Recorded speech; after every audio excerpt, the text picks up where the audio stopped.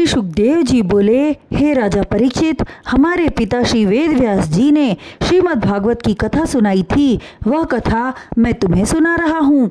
अब मैं तुम्हें यदुवंश की कथा सुनाता हूँ।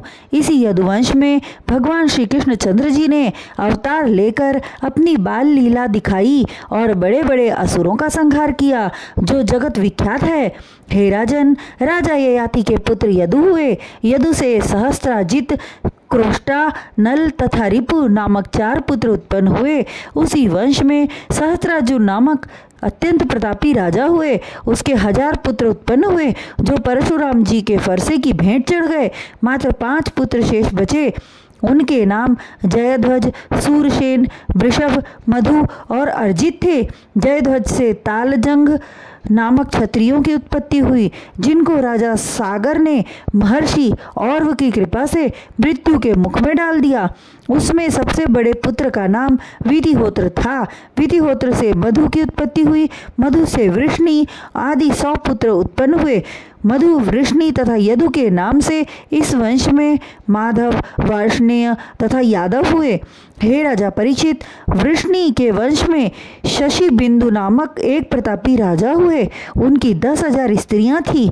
उनसे 1,00,000 पुत्र उत्पन्न हुए। वृष्णि के पुत्र जामघ की स्त्री के को कोई संतान न थी, इसलिए जामघ ने एक भोज्या नाम की अति सुंदर कन्या का हरण किया और अपने साथ राजमहल में ले आए।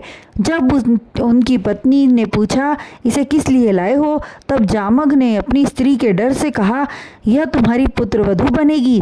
राजा के वचनों को सुनकर रानी कहने लगी, जब हमारे कोई पुत्र नहीं है तब यह पुत्रवधू कैसे होगी। उसी समय आकाशवाणी हुई, हे राजा जामघ, तू चिंता न कर, तेरे घर एक पुत्र का जन्म होगा। आकाशवाणी सुनकर राजा ने देवताओं का पूजन किया, जिससे रानी को गर्भ हुआ और 10वें माह में उसके गर्भ से एक तेजस्वी बालक ने जन्म लिया। उसी बालक का नाम विदर्भ हुआ। उसके युवा होने पर जामघ ने हरण करके लाई कन्या भोज्या का विवाह उससे कर दिया और स्वयं राजपाट पुत्र को सौंपकर तप करने चले गए।